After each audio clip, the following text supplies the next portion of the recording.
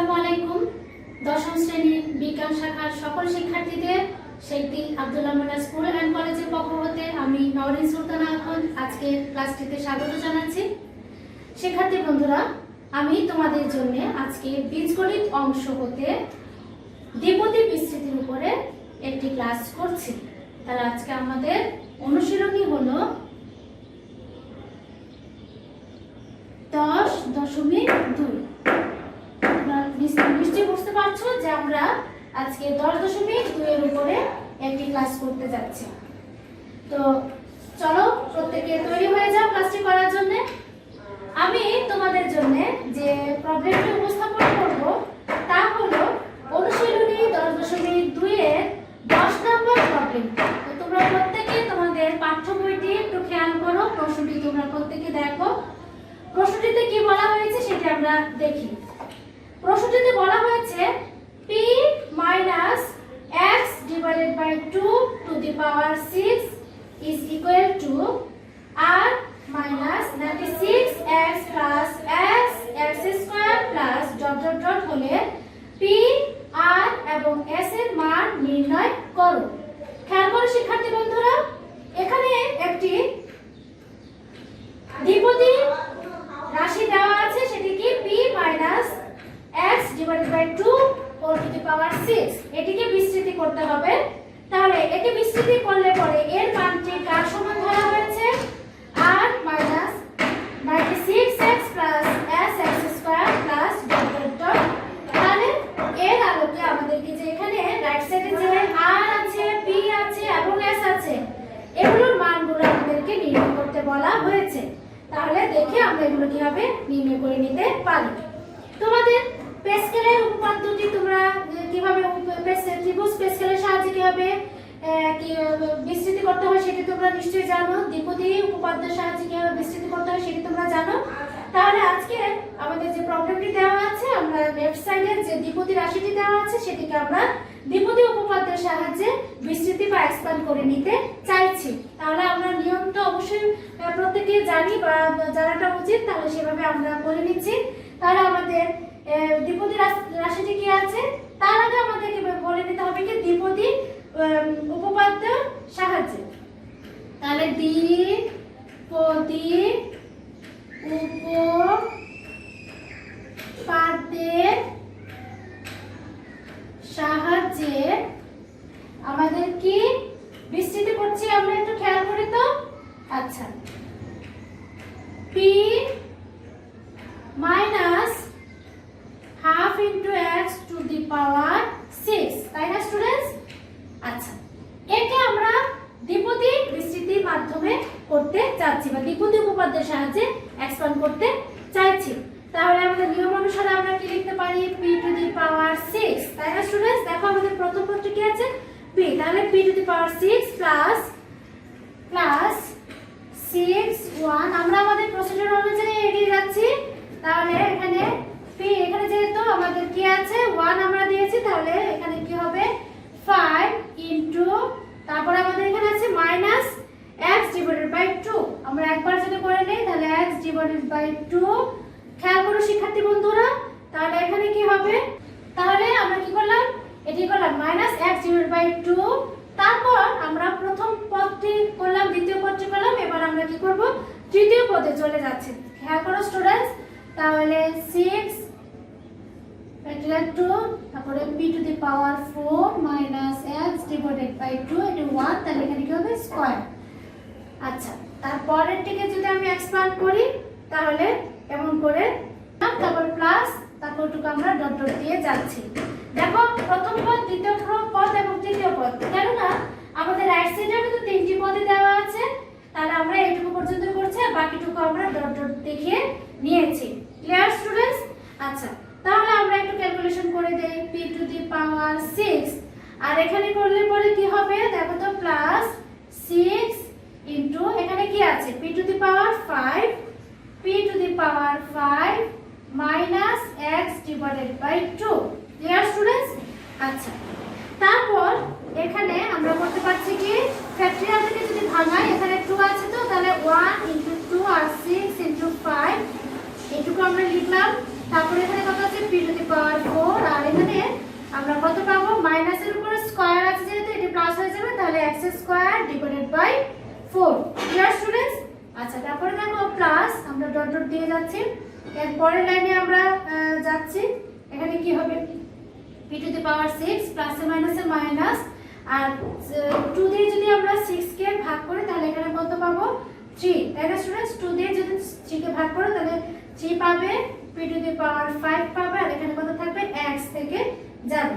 তারপর আবার প্লাস, এখানে কত হলো, 2 দিয়ে 6 কে ভাগো তাহলে এখানে কত হবে, 3 থাকবে, তাহলে 3 5 কত হবে, এখানে 15, অর্থাৎ 3 ডিভাইডেড ইনটু 5 কত হবে, 15 ডিভাইডেড বাই কত হবে, 4। এখানে আমাদের 4 রয়েছে, তাহলে 4 p to the power 4 into এখানে কত হলো, x এর মানটি কত আছে, স্কয়ারে আছে, তাহলে square plus dot dot dot.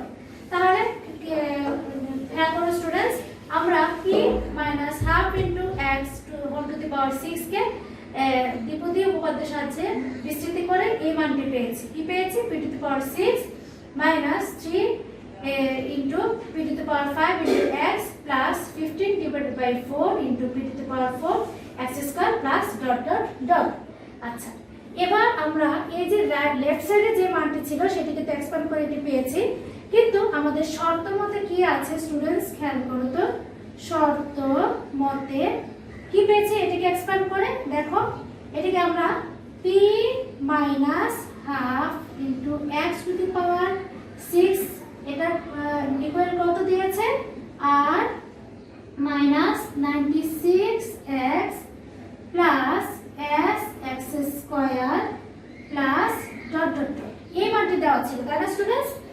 এর মান আমরা দ্বিপদী উপপাদ্যের সাহায্যে বিস্তৃত করে এইটুকু পেয়েছি, আর আমাদের প্রশ্নে এটার মান কত দেওয়া আছে, আর minus 96x plus s x square plus dot dot dot. তাহলে দেখো তো, আমরা এই দ্বিপদী উপপাদ্যের সাহায্যে বিস্তৃত করে যে মানটি পেয়েছি এটিকে, আর আমাদের যে মানটি আমাদের প্রশ্নে যে মানটি দেওয়া ছিল, এই দুইটিকে তো আমরা ইকুয়াল দেখাতে পারি শর্ত মতে। তাই তো স্টুডেন্টস? তাহলে সুতরাং আমরা বলতে পারি কি, p to the power 6 minus 3, খেয়াল করো students, p to the power 5 into x plus 15 divided by 4 p to the power 4 x square plus dot dot dot is equal to এর মানটি কি, r minus 96x plus s x square plus dot dot dot। আচ্ছা, আমরা কি করলাম, মানগুলো সমান দেখিয়ে নিলাম। এই পর্যায়ে এসে তোমরা যা করবে, এটিকে একটি সমীকরণের মধ্যে রেখে দাও। তাহলে আমরা পরবর্তী ধাপে যাচ্ছি।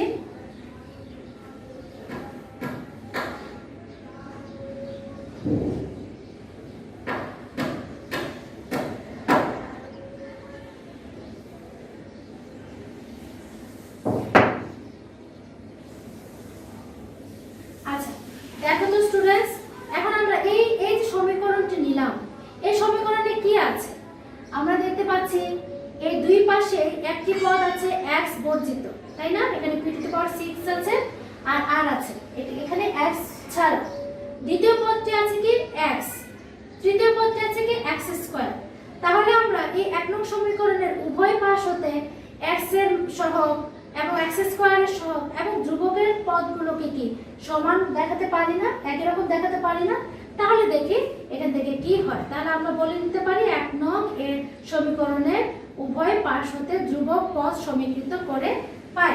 তাহলে আমি এই কথাটি লিখে দিচ্ছি, এখন লিখে দিতে পারো তোমরা, এখন এক নং সমীকরণ এর উভয় পাশের ধ্রুবক পদ সমীকৃত করে। কি আছে ধ্রুবক পদ? দেখো তো, মানে x বর্জিত পদ যেটি, সেটিকে আমরা ধ্রুবক বলতে চাইছি, অর্থাৎ p টু দি পাওয়ার 6 আছে আর এখানে কি আছে, r আছে। তাহলে এখান থেকে বলতে পারি না students, p to the power 6 is equal to r। তাহলে আমরা এইটুকু পর্যন্ত রাখলাম, এখান থেকে আমরা তেমন কিছু করে নিতে পারছি না। তাহলে এটিকে তোমরা 2 নম্বর সমীকরণের মধ্যে রাখো। এবার তোমরা দেখো যে আমরা এক নম্বর উভয় পাশে আবারও আমরা বলতে পারি কি, আবার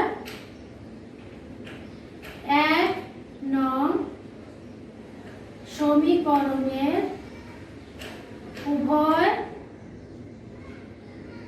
পাশে কিসের মান? আমাদের এবার কি আছে দেখো, x এর মান না, তাহলে x এর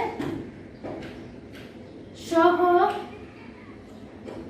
সমীকৃত করে x এর সহগ কি পাবে দেখো, দুই পাশে একটিতে আছে কি 3 to the power 3 into p to the power 5, আর একটিতে আছে কি 96 এইটুকু আছে, এবং দুইটাই কিন্তু মাইনাস ভ্যালুতে আছে। তাহলে দুইটির মাইনাস আমরা একেবারে ক্যান্সেল করে শুধু মানটিকে আমরা লিখতে পারি 3 into p to the power 5 is equal to কত আছে 96। যেহেতু x এর সহগ নিচ্ছি সেজন্য আমরা কি করলাম না, x এখানে উল্লেখ করে দিলাম না, শুধুমাত্র সহগটি আমরা নিয়েছি, তাই তো স্টুডেন্টস? আচ্ছা, এবার একটু ক্যালকুলেশন করে নাও। p to the power 5 is equal to 96 divided by কত 3। এখন 96 ডিভাইডেড বাই 3 দিয়ে যদি আমরা 96 কে ভাগ করি তাহলে আমরা কত পাবো 32। Clear students? তাহলে আমরা কত পেলাম 32। তাহলে এবার দেখো এখানে কত আছে p টু দি পাওয়ার 5। এখন 32 কেও যদি তুমি 2 বেসে ভাঙাও তাহলে এভাবে লিখতে পারবে p to the power 5 is equal to 2 to the power 5। বুঝতে পারছো স্টুডেন্টস? 2 কে 5 বার গুণ করলে পরে আমরা কত পাই 32।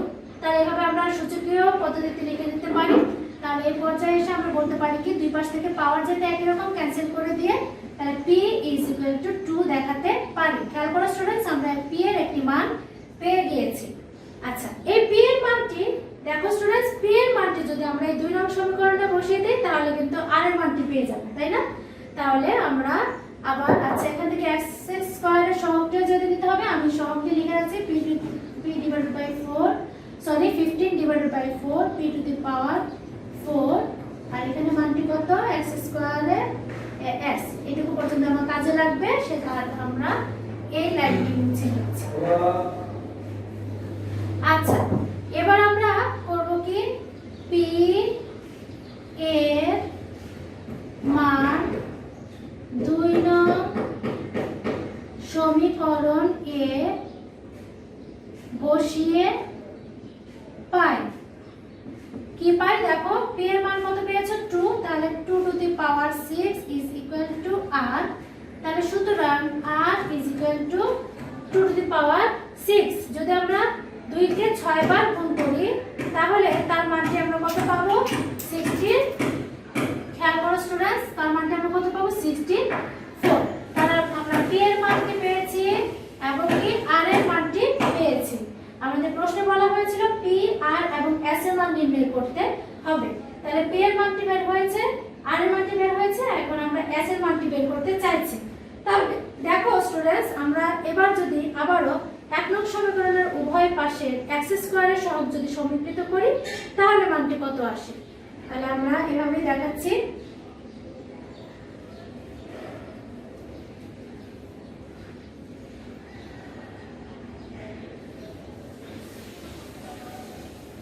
আমরা p এর মানটি পেয়েছি 2, r এর মানটি পেয়েছি 64। এবার আমরা s এর মান নির্ণয় করতে চাইছি। তাহলে এবার তোমরা আবারো লিখে দাও, এবং 1 নং সমীকরণের উভয় পাশের x স্কয়ারের সহগ সমীকৃত করে পাই। তাহলে x স্কয়ারের সহগ আমরা কত লিখেছিলাম, এখানে আমি লিখে রেখেছি। দেখো স্টুডেন্টস, খেয়াল করো 15 divided by 4 p to the power 4 is equal to কত s। তাহলে আমরা এটাই লিখে দিচ্ছি 15 divided by 4 into p to the power 4 is equal to কত s। বা আমরা p এর মানটি কত পেয়েছি 2 পেয়েছি, তাহলে p এর মানটি বসিয়ে দাও 2 to the power 4 is equal to আমরা তাহলে p এর মানটি আমরা বসিয়ে নিচ্ছি s is equal to 15 divided by 4 into p এর মান কত 2 to the power 4। Clear students? এবার আমরা নরমাল ক্যালকুলেশনে যাচ্ছি। তাহলে খেয়াল করো স্টুডেন্টস, এখন আমরা কি করতে পারি 15 ইনটু 2 টু দি পাওয়ার 4 মানে কি 2 কে যদি 4 বার ভাগ করো তাহলে তার মানটি কত পাবে 16 পাবে। ডিভাইডেড বাই 4 4 দিয়ে 16 কে ভাগ করে দাও তাহলে 4 তাহলে সুতরাং s is equal to 15 into 4 মানে 4 15 কত আমরা জানি 4 15 কত আমরা জানি 60 ক্লিয়ার স্টুডেন্টস তাহলে আমরা এখান থেকে s এর মানটি পেয়েছি তাহলে s এর মানটি কত 60 তাহলে আমাদের প্রশ্নে যা বের করতে বলা হয়েছে যে p minus half into x to the power 6 is equal to r minus 96x plus s square plus dot dot করে p আর এবং s এর মানটি নির্ণয় করো তাহলে আমাদের p এর মান কত হলো তাহলে সুতরাং আমরা এভাবে অ্যানসারটি লিখে দিতে পারি দেখো p এর মান পেয়েছি 2 r এর মান পেয়েছি 64 এবং s এর মানটি কত পেয়েছি 60 তাহলে এভাবে আমরা লিখে দিতে পারি সুতরাং p is equal to 2 r is equal to 64 এবং s is equal to কত 60 তাহলে দেখলে স্টুডেন্টস আমরা কেমন করে এই মানটি নির্ণয় করে নিয়েছি তো এবার তোমরা তোমাদের বলতে যে 15 নাম্বার প্রবলেম আছে সেটা একটু খেয়াল করো 15 নাম্বার প্রবলেমে কি দেওয়া আছে 15 কতে বলা হয়েছে 2k - x divided by 2 whole to the power 5 এর বিস্তৃতিতে k কিউব এর সহগ 720 হলে x এর মান নির্ণয় করো তাহলে এটিকে তো আমরা এই প্রসিডিউর অনুযায়ী এগিয়ে নিয়ে যেতে পারি অর্থাৎ আমাদের প্রশ্ন যেটি আছে 2k - x divided by 2 whole to the power 5 এটা যদি আমরা দ্বিপদী বিস্তৃতিতে এটিকে যদি আমরা করি নেই অর্থাৎ দ্বিপদী উপপাদ্যের সাহায্যে যদি এটিকে বিস্তৃত করি নেই তাহলে যে মানটি পাবো এখানে খেয়াল করো যে প্রথম পদে k একটা অজানা রাশির মান রয়ে গিয়েছে তাহলে এই মানটিকে আমরা বলে এখান থেকে প্রশ্নে বলা হচ্ছে কি যে এটাকে যদি তুমি এক্সপ্যান্ড করো তাহলে k কিউবের সহগ যদি 720 হয় তাহলে আমরা k কিউব যেখানে পাবো সেখান থেকে আমরা তার সহগটিকে কিসের সঙ্গে তুলনা করব শর্ত মতে দিয়ে যে k কিউবের সঙ্গে যে সহগটি থাকবে মানে k কিউবের সহগটিকে ইজ ইকুয়াল টু আমরা 720 করে দিব তারপর আমরা ক্যালকুলেশনের মাধ্যমে দেখব কি x এর মানটি কত আসে তাহলে এখান থেকে তোমরা 15 ক খ প্রায় সেম প্রসিডিউর অনুযায়ী আগাতে পারো তারপর তোমরা এভাবে করে বাকি প্রবলেমগুলো সলভ করে নিতে পারো তো আজকের ক্লাসটির জন্য আমি তোমাদেরকে বাড়ি কাজ হিসেবে দিব